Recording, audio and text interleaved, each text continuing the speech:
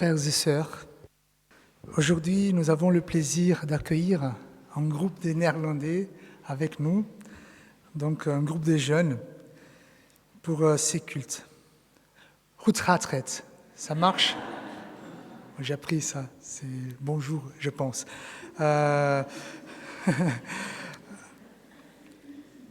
Hi, brothers and sisters, you are welcome here.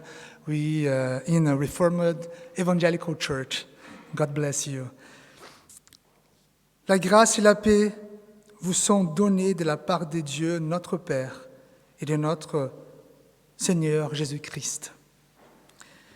Je vous invite à écouter, à entendre le texte d'Exode, chapitre 3, verset 1, qui dit « Moïse faisait paître le troupeau de Jéthro, son beau-père, sacrificateur des Madiens, et il mena le troupeau derrière le désert et vint à la montagne de Dieu, à Horeb.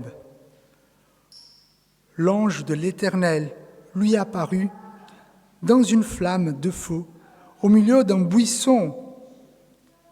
Moïse regarda, et voici, les buissons étaient tout en feu, et les buissons ne se consumaient point. Vous connaissez les buissons, c'est un arbuste sec.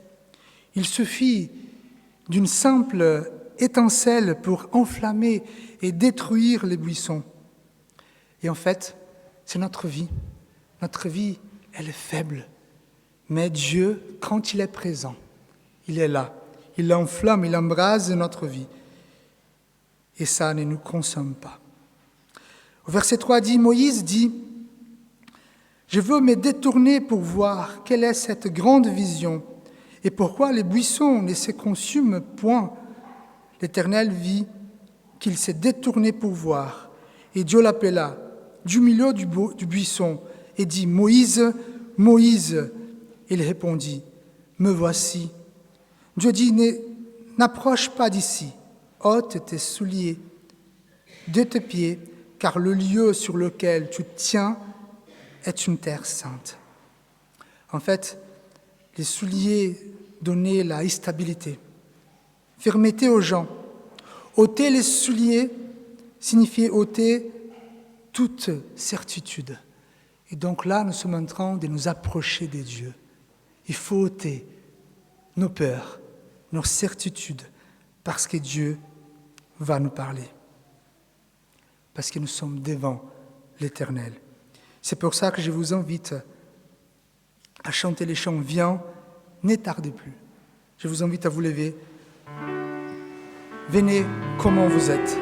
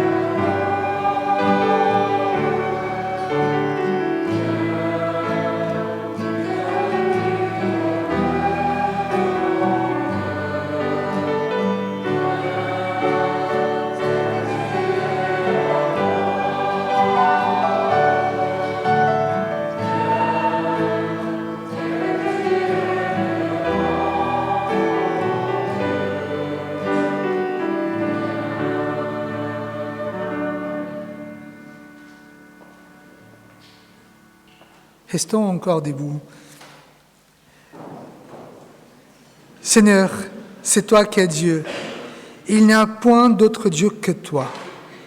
Nous sommes le peuple dont tu es le berger, les troupeaux que ta main conduit. À toi soit la gloire dans l'Église et en Jésus-Christ. Je vous invite à louer notre Dieu, à l'adorer. Et pour cela, nous allons chanter fort. À Dieu soit la gloire.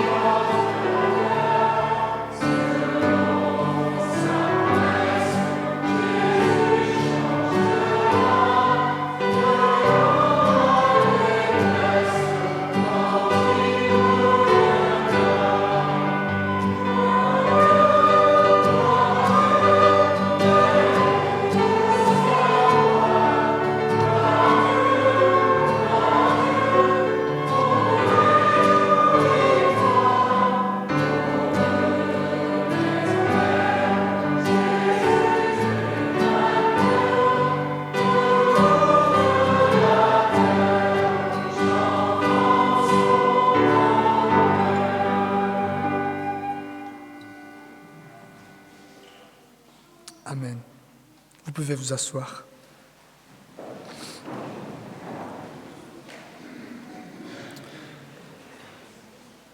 Écoutons. Écoutons comment Dieu veut être servi. Le Seigneur notre Dieu est le seul Seigneur. Tu l'aimeras de tout ton cœur, de toute ton âme, de toute ta pensée et de toute ta force. C'est là le premier et le grand commandement. Et voici le second, qui lui est semblable. Tu aimeras ton prochain comme toi-même. Aucun autre commandement n'est plus grand que ces deux-là. Voici les lois de Dieu pour que nous puissions suivre. Mais nous savons que parfois, ce n'est pas évident. C'est pour ça que nous nous approchons de Dieu pour demander pardon. Et en présence du Dieu saint, que chacun de nous confesse humblement son péché. Et pour confesser nos péchés, je vous invite à chanter les chants « Pardon, Seigneur, pardon ».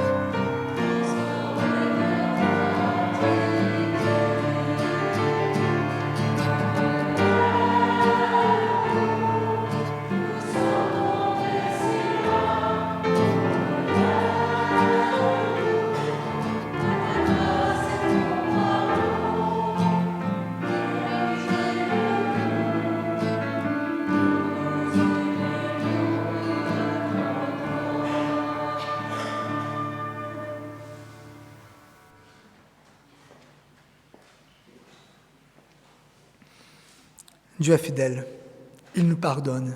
Je vous invite à vous lever pour recevoir le pardon de Dieu qui nous a été déjà adressé. En vérité, dit le Seigneur, celui qui écoute ma parole et qui croit en celui qui m'a envoyé à la vie éternelle. Il ne vient pas en jugement, mais il est passé de la mort à la vie. Fondé sur cette promesse, en tant que serviteur de Jésus-Christ, au nom du Père, du Fils et du Saint-Esprit, à ceux qui se répandent et qui croient, j'annonce ici le pardon de Dieu. Et comme réponse à ce pardon, je vous invite à chanter un chant qui parle d'un grand miracle. Ça veut dire Jésus à la croix, un si grand miracle.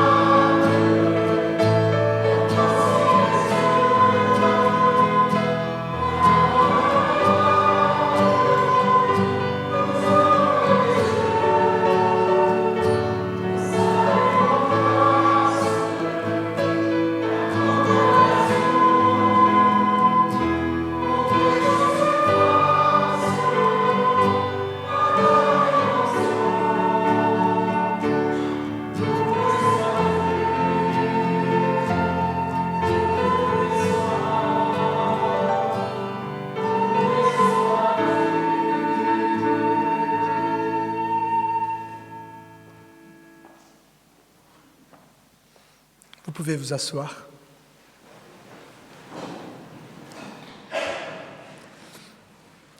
En ces moments où nous allons confesser notre foi ensemble, au lieu de lire un texte historique, le symbole des apôtres, je voudrais à ce moment inviter nos amis néerlandais pour chanter un chant.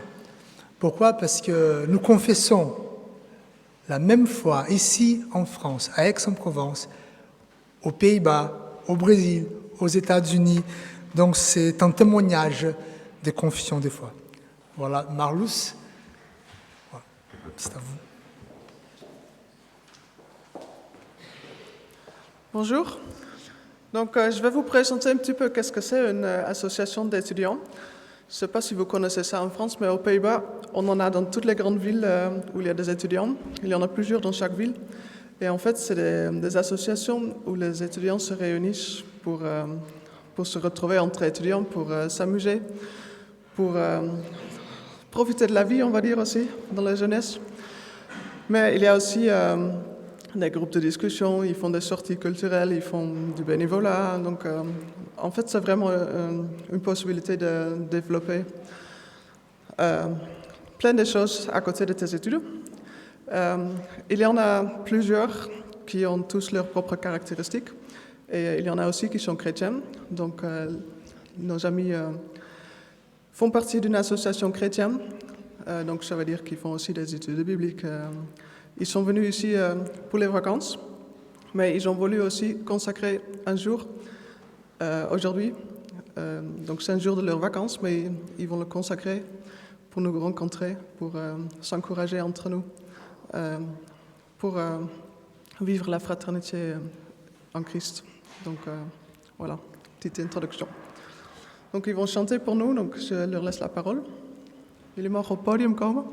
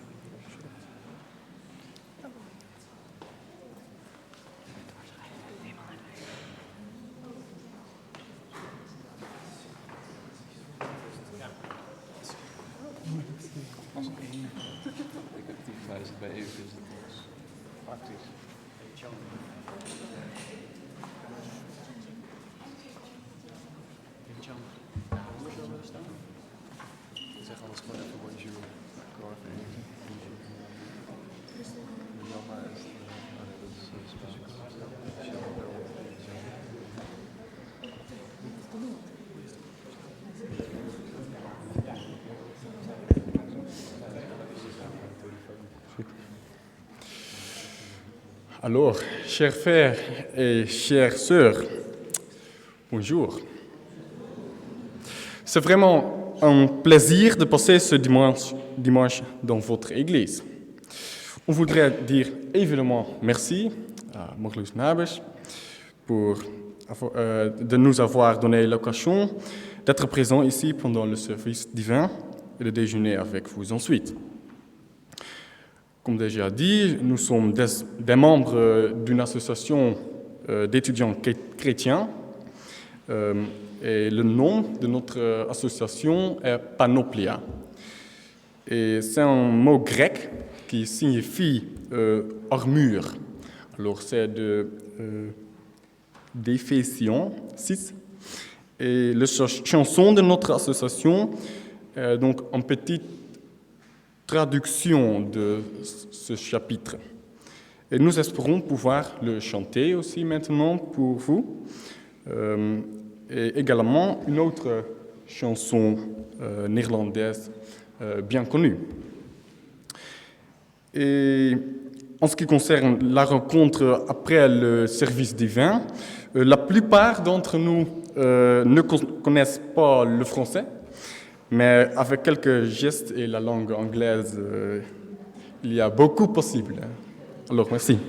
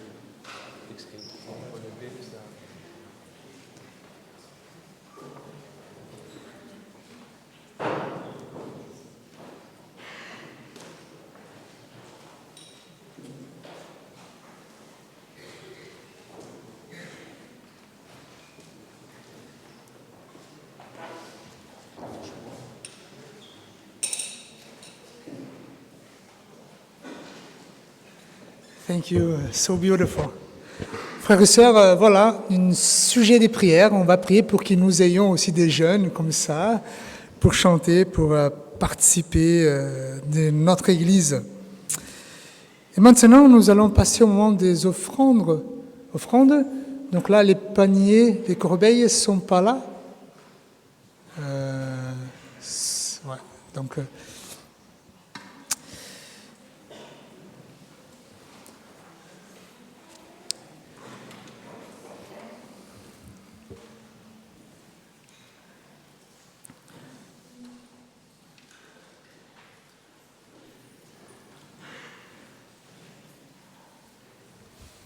Nous attendons les paniers.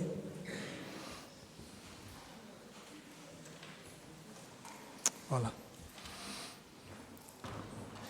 Souvenons-nous que le Seigneur aime celui qui donne avec joie. Tandis que, pendant que les paniers vont être passés, je vous invite à chanter « Cherche d'abord ».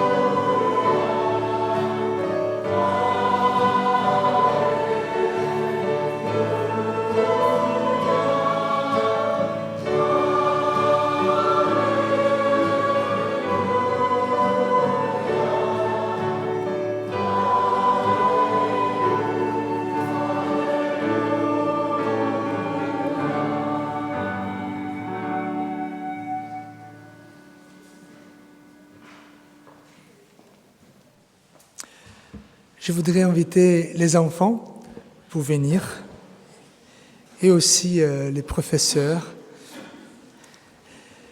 les personnes qui vont s'occuper des enfants.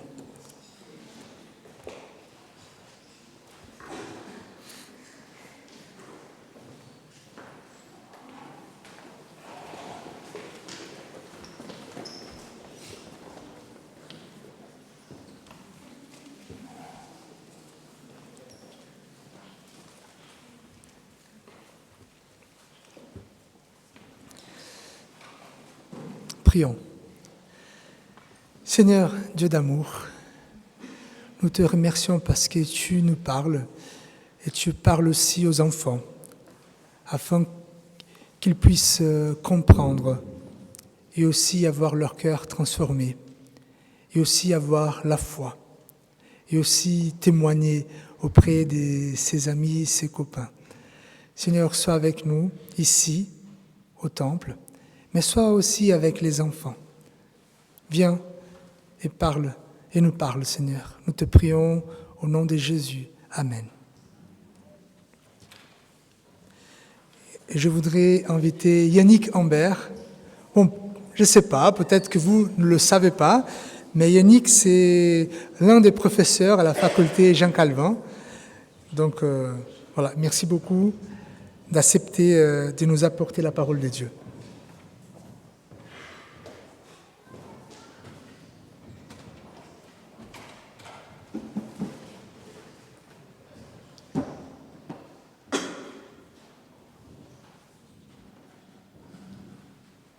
Bonjour à tous, ça fait plaisir d'être avec vous, mais il y a un petit peu moins de monde que d'habitude.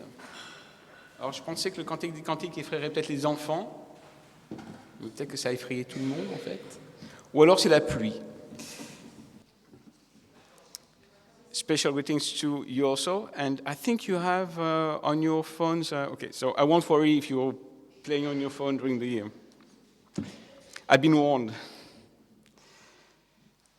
Donc, je vous propose avant de lire pour notre deuxième prédication ensemble sur le Cantique des Cantiques, je vous invite à prier ensemble, que Dieu vienne nous éclairer et guider notre cœur.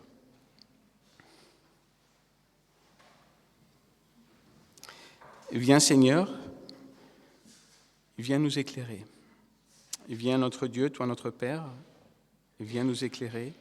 Toi Jésus-Christ, viens transformer notre cœur par le Saint-Esprit qui nous guide, qui nous console et nous éclaire. Maintenant, réunis ensemble à l'écoute de ta parole, nous te demandons encore que ton Esprit vienne faire vivre en nous cette parole que nous lisons et que nous puissions la vivre aussi et en être témoins tous les jours que tu nous donneras de te suivre. Amen. Et je vous invite à la lecture de plusieurs petits passages dans le Cantique des Cantiques qui vont faire apparaître un thème commun, qui sera assez évident peut-être, sinon on en parlera ensemble. Et je vais d'abord lire les versets 4, 12 à 5, verset 1, donc première portion.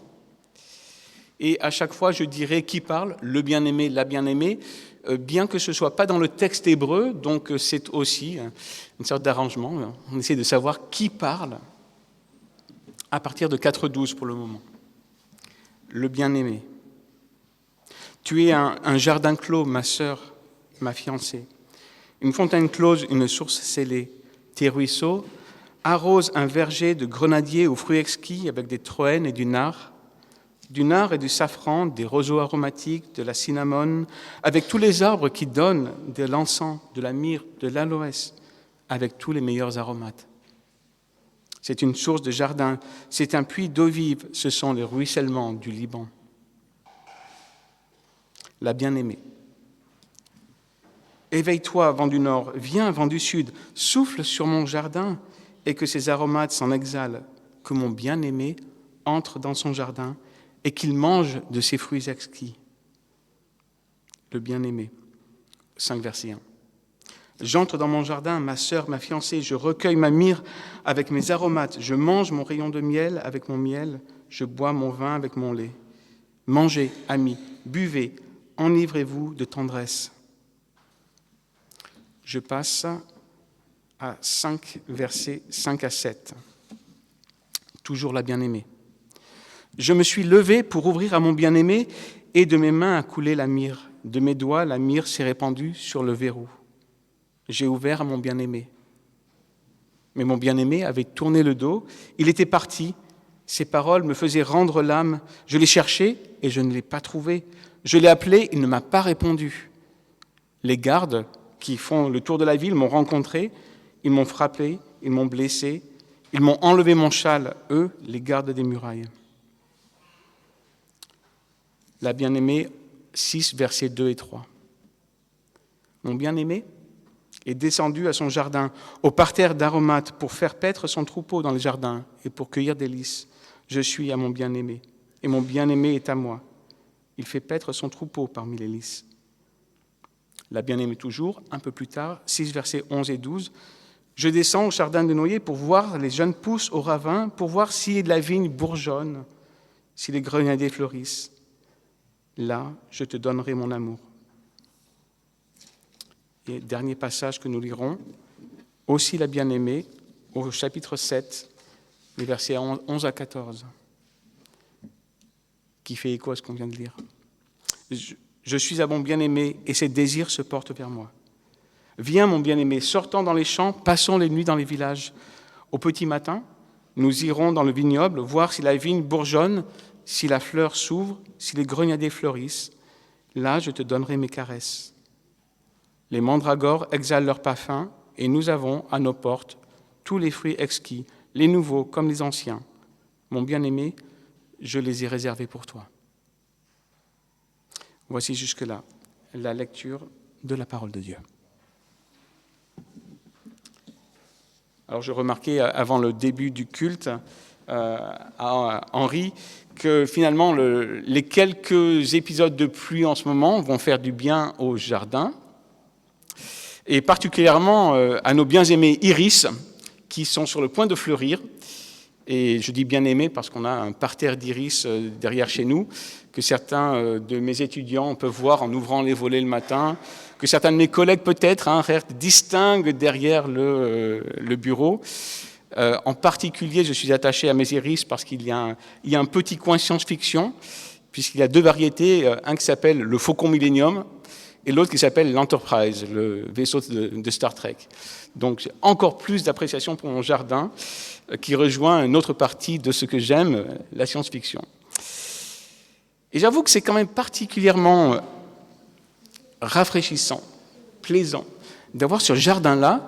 Et j'avoue que lors des confinements qu'on a vécu il y a un petit moment quand même, qui ne sont pas encore trop loin dans le passé, mais qui un jour vont être vraiment dans le passé, nous avions la chance de vivre à la faculté avec le jardin, pas forcément que le jardin de légumes, mais jardin de fleurs, et ça nous donnait un petit peu de fraîcheur, d'ouverture dans notre vie. On n'était pas coincé dans un appartement de 15 mètres carrés sans pouvoir sortir, ce qui malheureusement arrivait à beaucoup de monde. Et l'image du jardin va traverser l'histoire de l'humanité aussi, pas que la mienne, mais a toujours marqué. Il y a des livres de philosophie entiers sur le jardin, qui sont merveilleux, quand on aime la philo.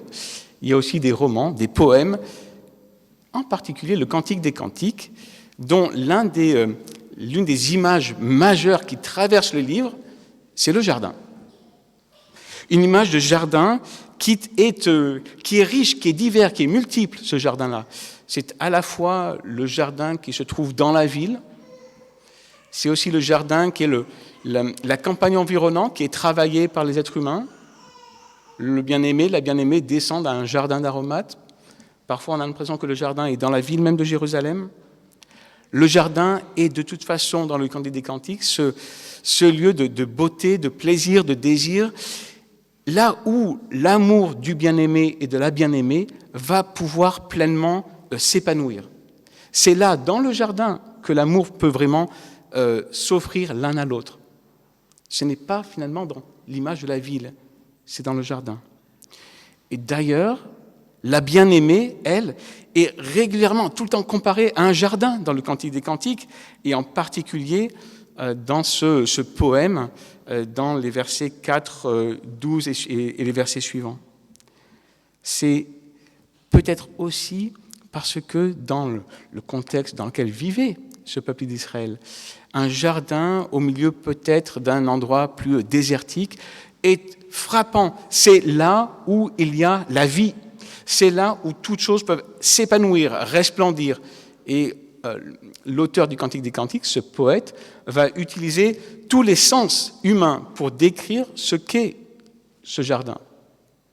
Il y a des couleurs vives, il y a des plantes diverses, il y a des aromates qui font ressentir leur parfum, et tout cela est l'image de la bien-aimée pour lui.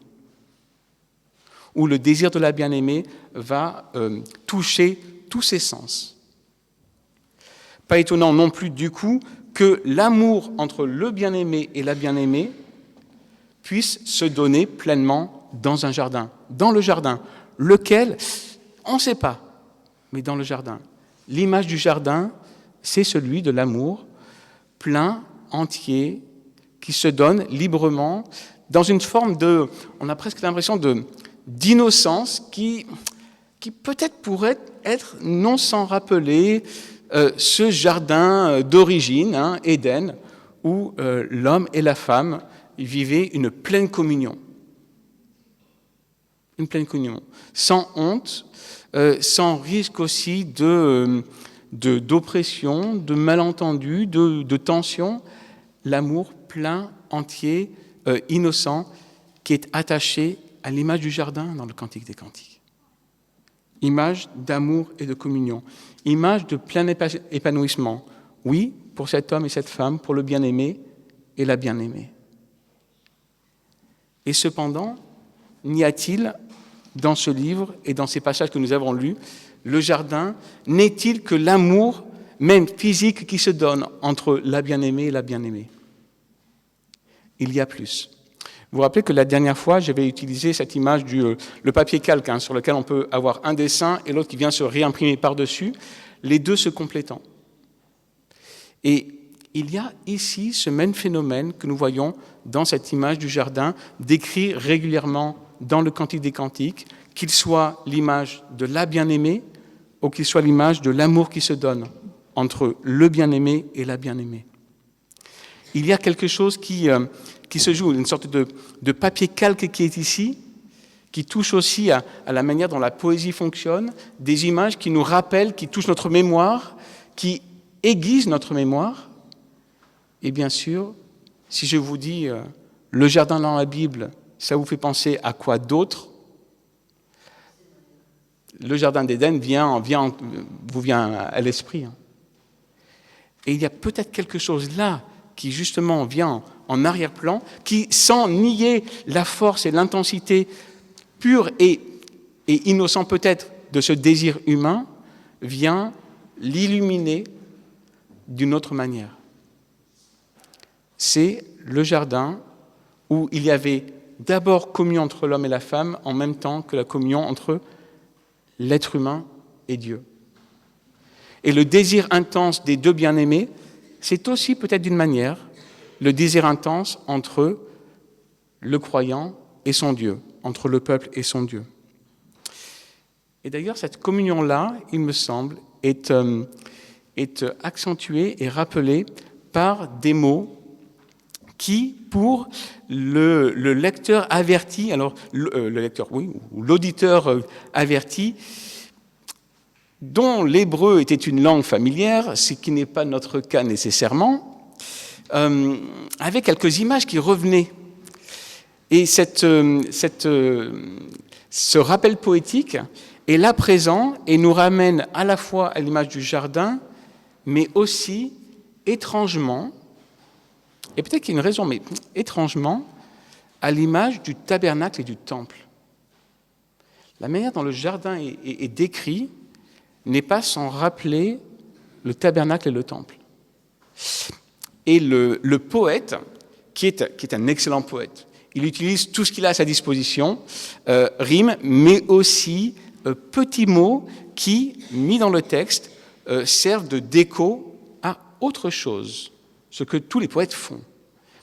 Et par exemple, une expression que le poète utilise pour décrire le jardin à plusieurs reprises, c'est ce fameux, alors selon les traductions, le roseau aromatique ou les branches aromatiques, qui est un terme qui est aussi utilisé dans l'Ancien Testament pour parler et pour décrire le chandelier qui était là et qui brûlait dans le tabernacle, qu'il ait eu cette branche ou pas. De la même manière que les meilleurs aromates, ces épices-là qui sont utilisées pour décrire le désir de la bien-aimée, est aussi utilisé pour décrire l'huile aromatique qui brûle devant l'Éternel. De la même manière que les lys qui sont ici dans le Cantique des Cantiques et qui sont répandus dans le jardin et qui vont même servir à décrire la bien-aimée dans un passage que nous lirons la prochaine fois dans notre 3e prédication ensemble, est utilisé pour décrire les ornements du temple, les colonnes du temple.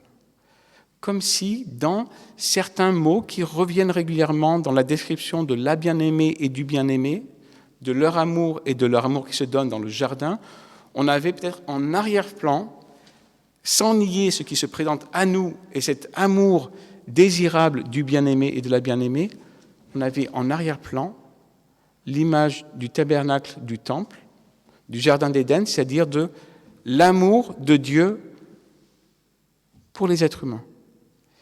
Comme si cet amour-là était l'arrière-plan nécessaire, ce qu'on devait voir pour donner relief à l'amour humain.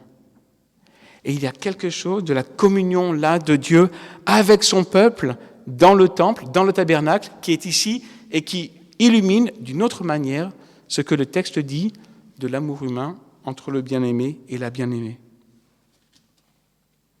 Serait-ce aller un pas trop loin que de voir le thème principal de ce livre comme étant la communion d'un homme et d'une femme, de la bien-aimée et de la bien-aimée, comme manifestation de la communion intense, du désir intense de Dieu et de son peuple, voire même du désir intense mutuel de Dieu et de son peuple.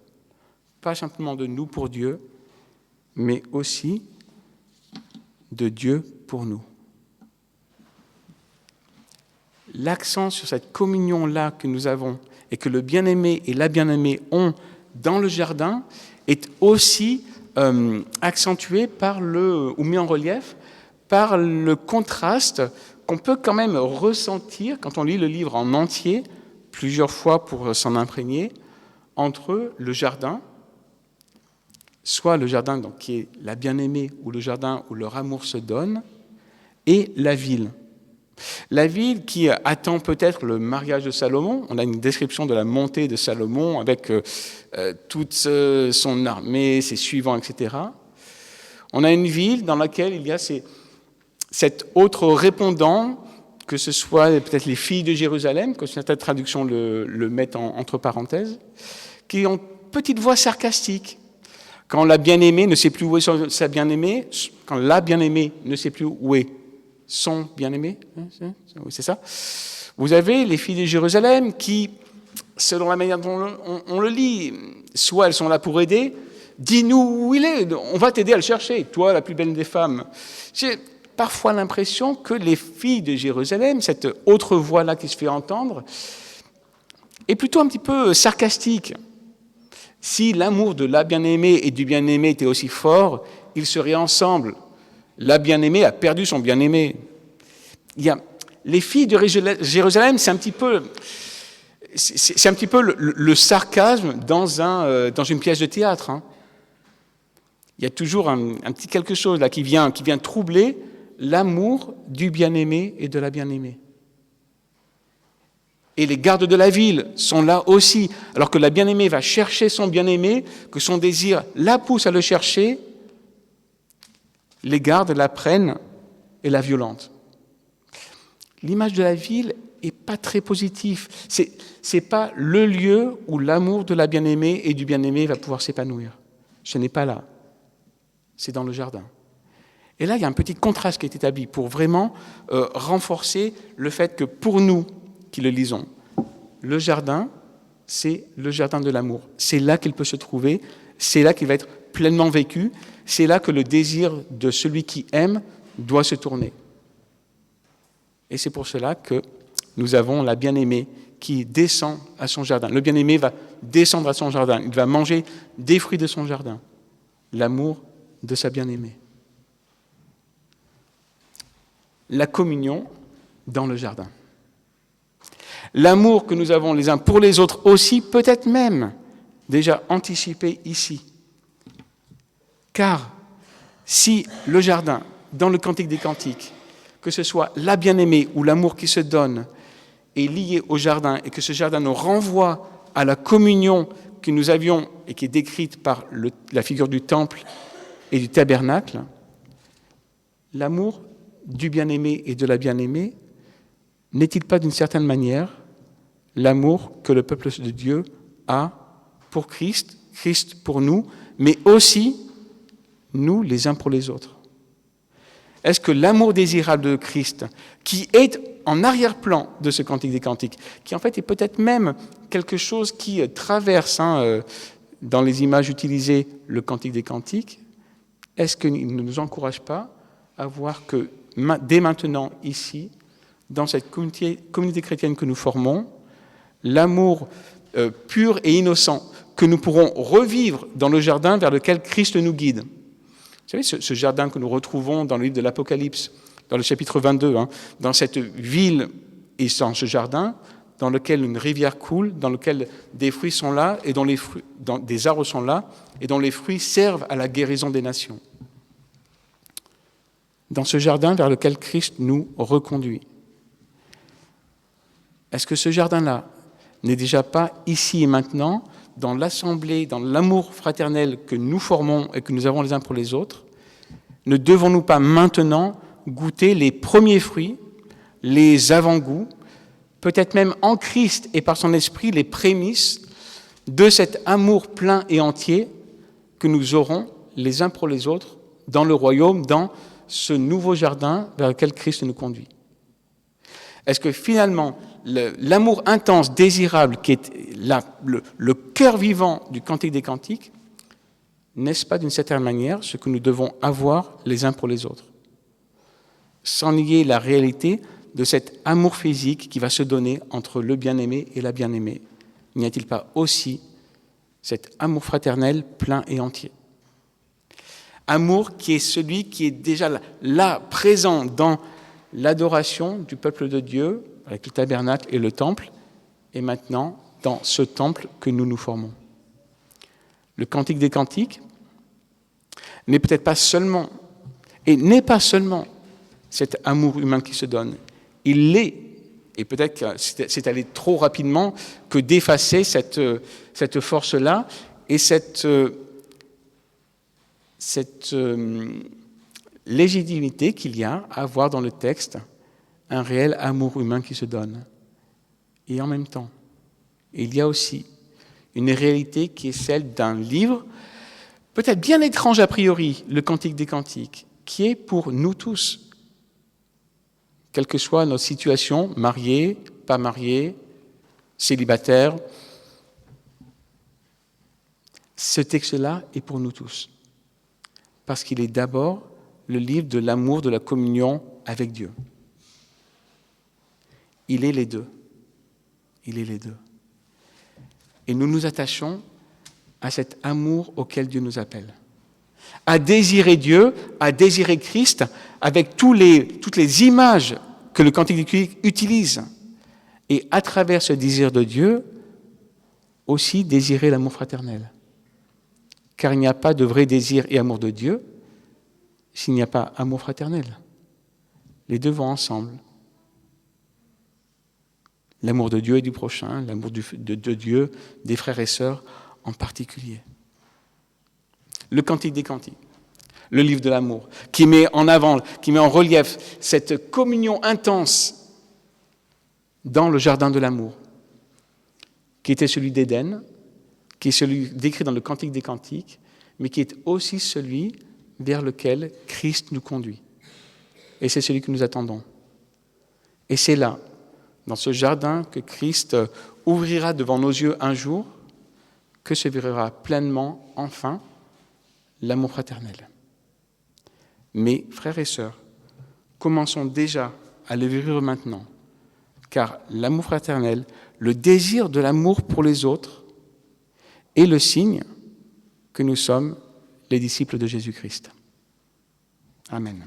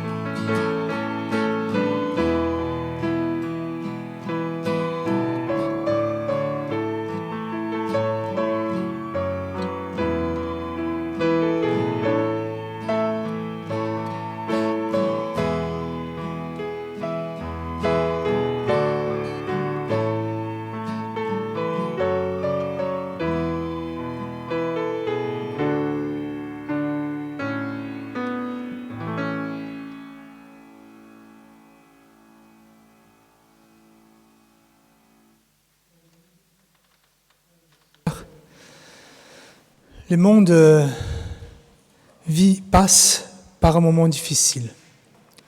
Les guerres qui éclatent, les incertitudes, même dans notre vie, des moments de deuil que nous passons, les moments difficiles, et même à notre Église, qu'en ces moments, vit des temps difficiles. Mais nous avons un Dieu qui nous écoute, qui est attentif à tous nos soucis, et nous pouvons nous approcher de lui pour prier. Et donc, à ce moment, je vous invite à une prière d'intercession à notre Dieu. Prions. Dieu, notre Père, nous t'implorons pour tous les hommes, quel que soit leur état ou leurs conditions. Fais-leur connaître tes voies. Et à toutes les nations, révèle ton salut. Nous t'adressons aussi nos prières pour ton Église dans le monde entier. Dirige-la et gouverne-la toujours par ton esprit. Et tous ceux qui se déclarent chrétiens s'attachent à suivre fidèlement le chemin de la vérité et demeurent toujours dans la foi et la sanctification par l'unité de l'esprit et le lien de la paix. Nous confions enfin à ta miséricorde toutes les personnes qui passent par l'angoisse, qui sont éprouvées dans leur esprit et leur corps et leur bien. Viens les consoler et les soulager, toi qui connais les besoins de chacun. Accorde-leur courage et patience dans l'épreuve et délivre-les de toutes leurs afflictions. Ô Dieu, dont le nom est béni du soleil levant au soleil couchant, remplis nos cœurs de ta connaissance et mets sur nos lèvres ta louange, afin que de l'Orient à l'Occident tu sois célébré par le chant des voix unanimes. Et nous te prions comme Jésus nous a appris. Notre Père, qui es aux cieux, que ton nom soit sanctifié, que ton règne vienne, que ta volonté soit faite sur la terre comme au ciel. Donne-nous aujourd'hui notre pain de ce jour. Pardonnez-nous nos offenses, comme nous avons aussi à ceux qui nous sont pas. Ne nous laisse pas à la tentation, mais délivre-nous du mal, car c'est à toi qu'appartiennent le Seigneur, la puissance et la gloire des siècles des siècles. Amen. Je vous invite à vous lever pour recevoir de la part de Dieu l'exhortation et la bénédiction. Soyez en paix entre vous. Soutenez les faibles, soyez patients envers tous, soyez toujours joyeux, priez sans cesse, rendez grâce en toutes choses, car c'est à votre égard la volonté de Dieu en Jésus-Christ. Que l'amour de Jésus-Christ, notre lumière, vous accompagne et vous rende rayonnant et fraternel. Amen. Je vous invite maintenant à chanter un chant qui dit « Avec Dieu, nous ferons des exploits ».